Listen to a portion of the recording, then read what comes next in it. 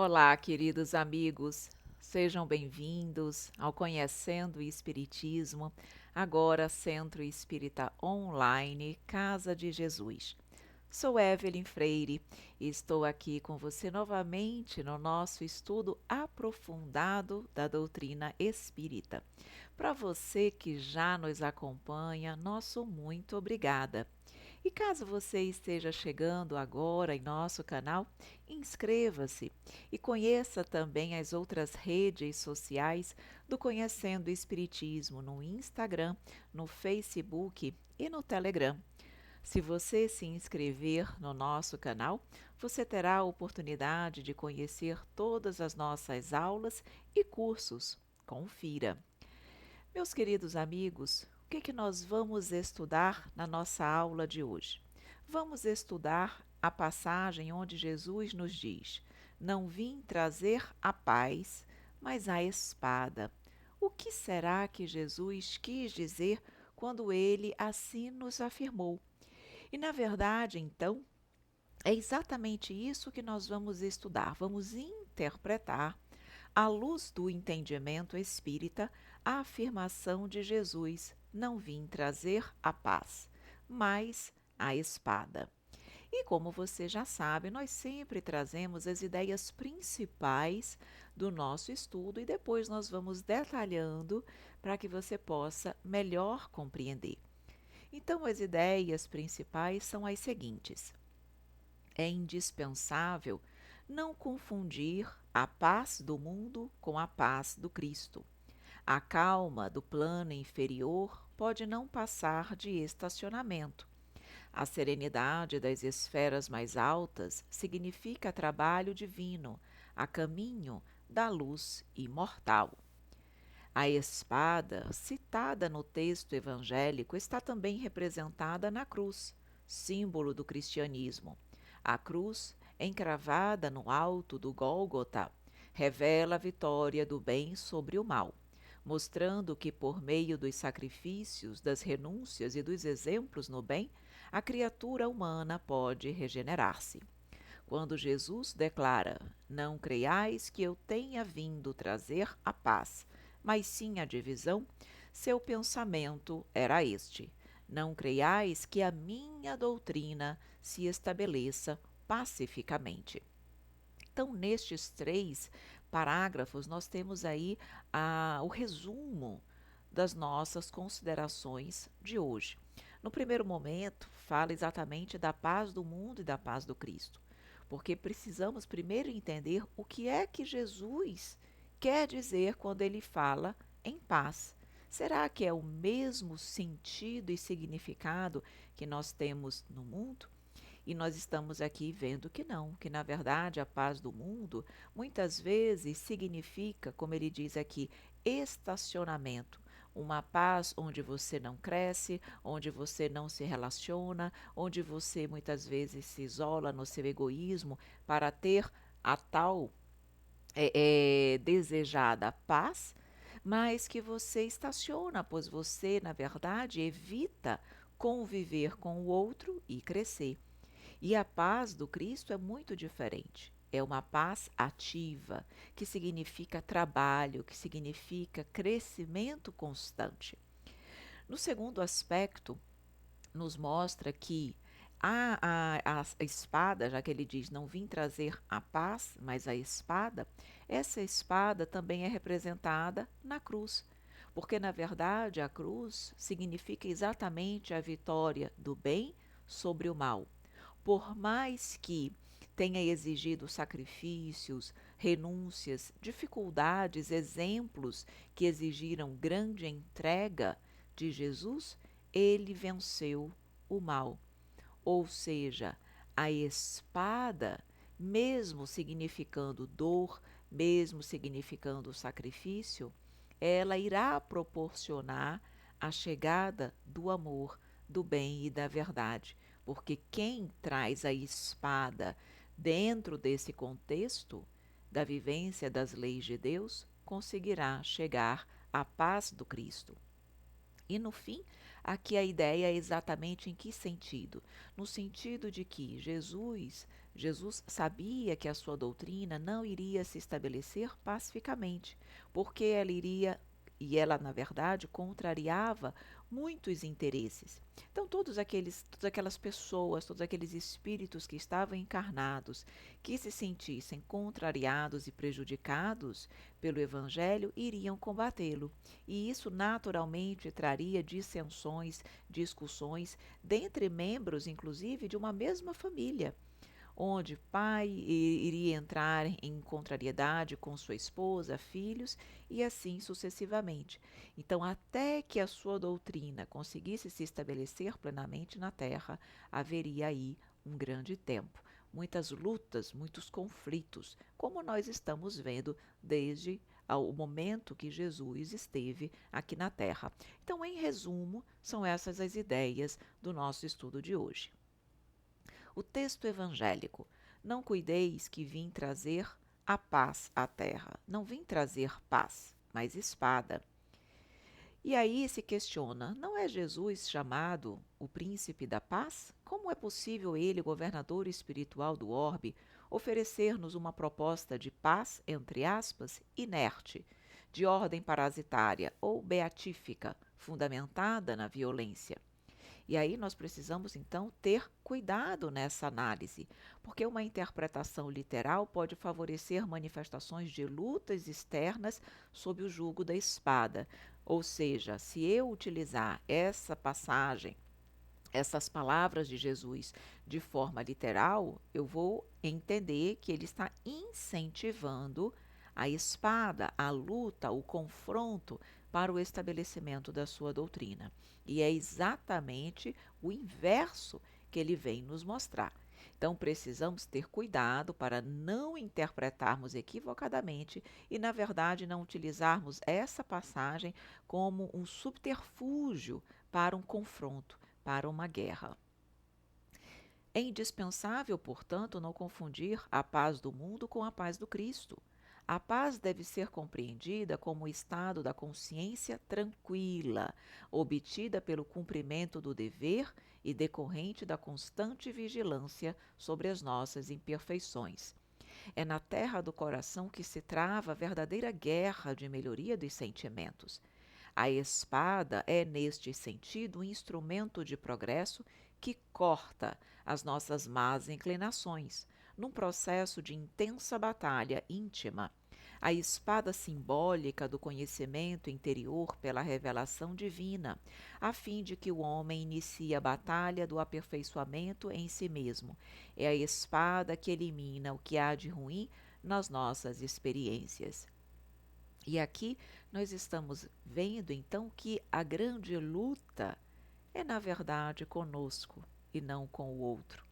A espada é exatamente a dor que vai atingir cada um de nós nas nossas imperfeições, nos nossos vícios, ainda em tudo aquilo que nos distancia de Deus. A luta, como dissemos, é conosco. Precisamos destruir o homem velho, oportunizando o nascimento do homem novo. Então é isso que ele coloca aqui, essa espada cortando as nossas más inclinações num processo de batalha íntima. Quanto mais eu luto comigo mesma, isso é doloroso, isso é difícil, mas isso vai proporcionar a paz do amanhã, a consciência tranquila, porque eu estou eliminando tudo o que há de ruim em mim e, consequentemente, eu vou me tornando uma pessoa mais feliz, uma pessoa que sente e vivencia a paz verdadeiramente. A espada, citada no texto evangélico, está também representada na cruz, símbolo do cristianismo. A cruz, encravada no alto do Gólgota, revela a vitória do bem sobre o mal, mostrando que por meio de sacrifícios, dos sacrifícios, das renúncias e dos exemplos no bem, a criatura humana pode regenerar-se.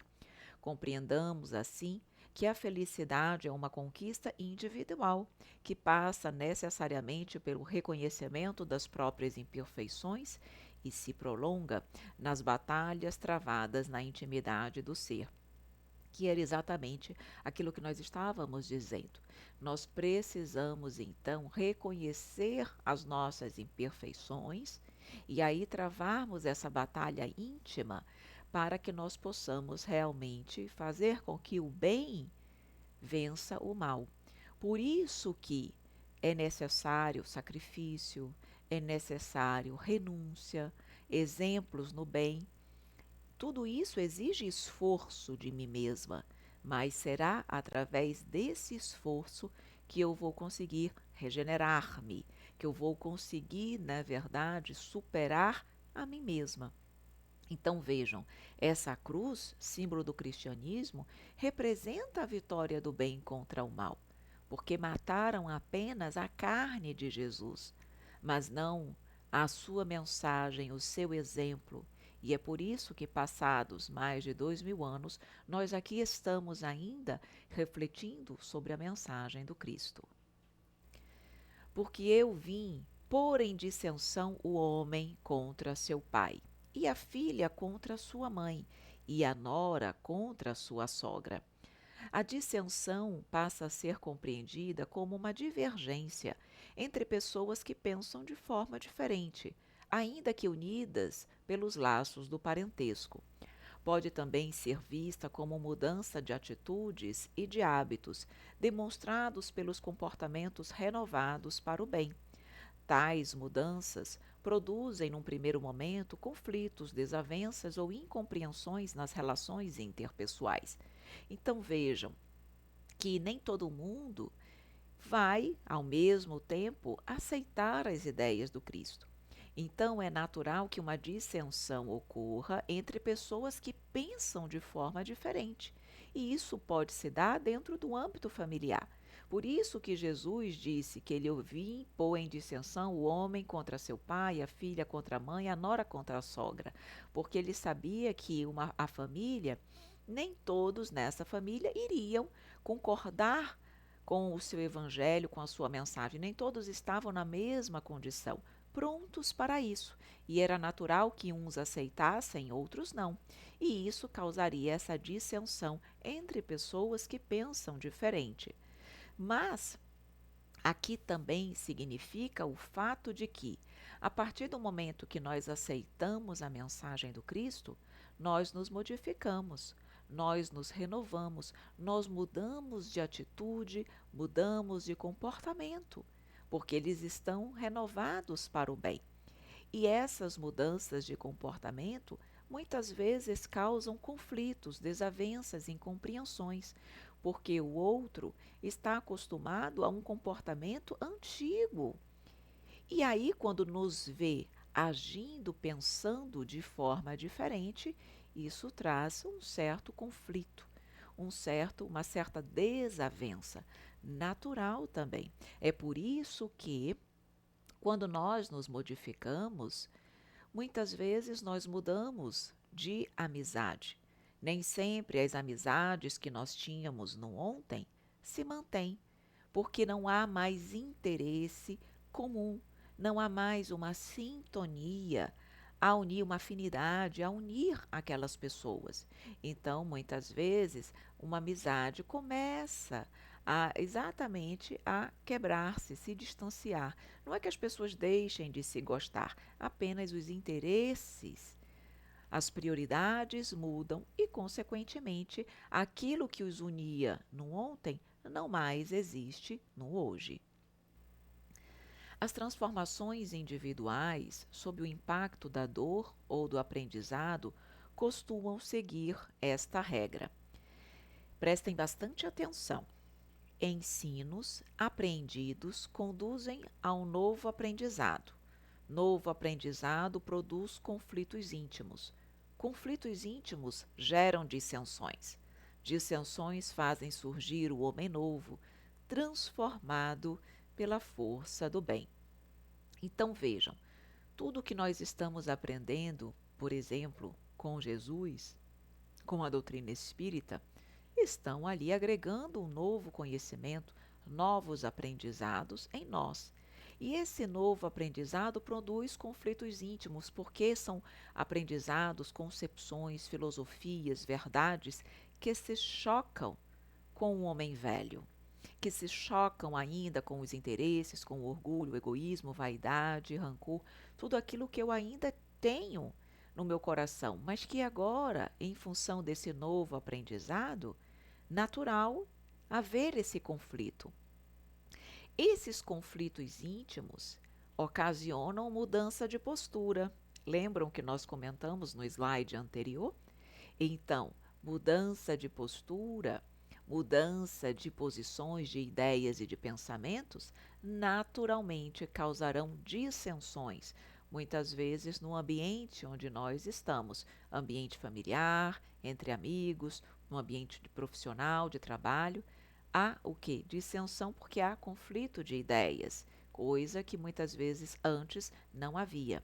Mas são exatamente essas dissensões que fazem surgir um homem velho, fazem surgir o homem novo, perdão, onde eu vou tendo a oportunidade de me transformar, de me modificar, de perceber aquilo que eu não quero mais ser, de perceber a nova criatura, o novo ser, a nova pessoa transformada para o bem que eu desejo. E aí eu vou, pouco a pouco, buscando esse novo ser, esse homem novo que verdadeiramente se aproxima de Deus. Continuando, assim, os inimigos do homem serão os da sua própria casa.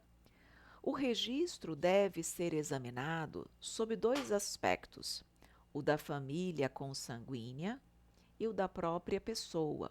Porque aqui diz: os inimigos serão da sua própria casa. Essa casa pode referir-se à casa física, à instituição familiar, mas pode se referir à nossa casa interior, à nossa casa íntima. E é isso que nós vamos ver. No âmbito familiar, os inimigos ou adversários agem e reagem uns sobre os outros, criando obstáculos à união e ao respeito mútuos, ainda que disto não se dê em conta. Naturalmente, quando nós estamos ali apresentando ideias, pensamentos, atitudes diferentes, aqueles que não pensam como nós, inimigos, adversários, desafetos, começam naturalmente a criar obstáculos.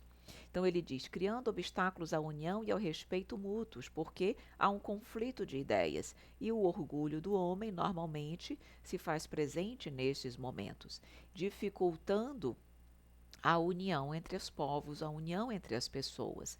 Mesmo que isso muitas vezes aconteça de forma natural, que eles não se deem conta, não de forma consciente, é isso que naturalmente, normalmente acontece, em função ainda das nossas imperfeições. Então, virão essas dissensões e esses inimigos surgirão, exatamente procurando impedir aquele crescimento, aquela evolução, a propagação das novas ideias do cristianismo, do evangelho, do amor.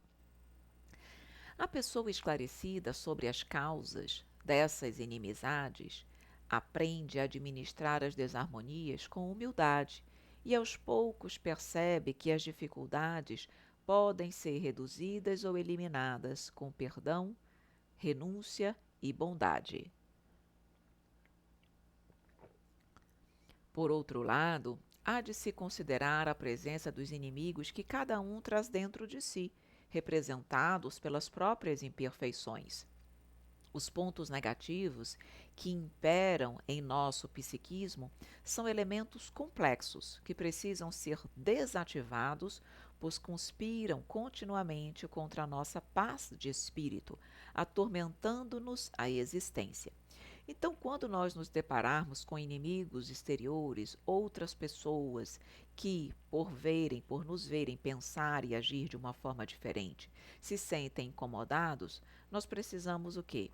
Agir conforme Jesus nos ensinou, com humildade, perdoando, renunciando, com bondade, compreendendo ainda a condição do outro. Não vamos entrar em conflito. Jesus não veio estimular em nós o conflito. Na verdade, ele se essa fosse a sua orientação, Jesus teria combatido. Jesus, quando aqui esteve, teria entrado em conflito, teria lutado fisicamente contra aqueles que o viam como inimigo. E ele não fez isso. Ele agiu com humildade, com perdão, renúncia, com bondade e misericórdia. Então precisamos seguir o exemplo de Jesus.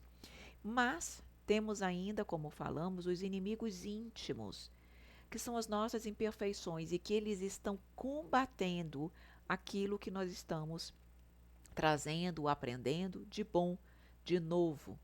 Porque as nossas imperfeições, os nossos instintos querem ainda preponderar sobre aquilo que nós estamos agregando de bom no hoje. Então nós precisamos estar atentos às nossas imperfeições, porque há uma luta entre as minhas imperfeições, os meus vícios e os novos valores que eu estou aprendendo. E aí eu preciso exatamente alimentar o bom para que ele predomine e possa realmente me trazer a paz de espírito que eu tanto desejo. Então, lembremos que nós temos os inimigos externos e nós temos os inimigos internos. E já podemos afirmar aqui que os inimigos internos são os mais difíceis de serem superados e vencidos. E aí nós vamos então lembrando da renovação espiritual. A renovação espiritual representa, nesse aspecto, uma espécie de caridade essencial que devemos ter para conosco. Neste particular, o conhecimento espírita amplia de modo considerável. Então vejam, a renovação espiritual representa uma espécie de caridade essencial que devemos ter para conosco. E é exatamente isso. Nós não estamos aqui para crescermos, para evoluirmos, para nos elevarmos.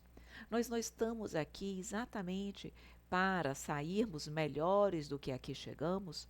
Sabemos que o objetivo do processo reencarnatório é exatamente a renovação do espírito, para que haja o progresso ao qual todos nós estamos destinados. Então nós precisamos lembrar que quando eu estou buscando a minha renovação espiritual, na verdade eu estou sendo caridosa comigo mesma. Eu estou cuidando de mim. Eu estou pensando no meu bem-estar, na minha elevação, nos cuidados que Deus tem para com todos os seus filhos e eu preciso ter para comigo também.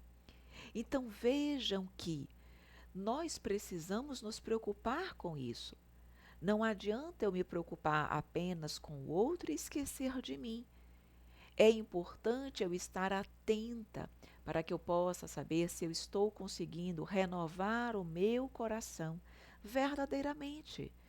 O que eu estou fazendo desta oportunidade que a reencarnação nos traz, me trouxe? Será que eu estou aproveitando adequadamente ou será que eu estou entrando em conflito com o outro para que o outro pense como eu acho que é o certo, numa briga de egos e de orgulho, quando na verdade o nosso comportamento precisa ser outro? Então, lembremos, o Cristo trouxe ao mundo a espada renovadora da guerra contra o mal. Espada renovadora de uma guerra contra o mal. Mas lembremos que essa guerra não é de conflito, não é de confronto. É um comportamento de vivência e exemplificação da Boa Nova, constituindo em si mesmo a divina fonte de repouso aos corações que se unem ao seu amor. Esses, nas mais perigosas situações da terra, encontram nele a serenidade inalterável. É que Jesus começou o combate de salvação para a humanidade, representando ao mesmo tempo o sustentáculo da paz sublime para todos os homens bons e sinceros. Então vejam, Ele começou esse combate, essa luta contra o mal, para a salvação da humanidade. E ele nos mostrou o caminho. Ele nos disse exatamente que nós precisávamos confiar nele. Ele é o caminho, a verdade e a vida. Ele é o pão que mata a nossa fome. É a água pura que alivia a nossa sede. Então, mais uma vez, em nenhum momento nós podemos interpretar essa passagem no sentido de que Jesus estimulou uma guerra, um conflito, mas sempre uma guerra essencialmente íntima contra as nossas imperfeições, contra os nossos vícios, para que nós possamos, lutando, sendo a espada que corta, que fere, mas que renova. Portanto, meus queridos amigos, Jesus começou esse combate, mas para que esse combate seja realmente vitorioso, que o bem prepondere, nós precisamos fazer a nossa parte. Nós somos guerreiros, trabalhadores, ceareiros do Cristo. Então vamos nos colocar nessa condição. Vamos realmente trabalhar no bem, trabalhando, lutando contra as nossas imperfeições e compreendendo o outro, quando o outro ainda não entende a minha busca pela renovação espiritual.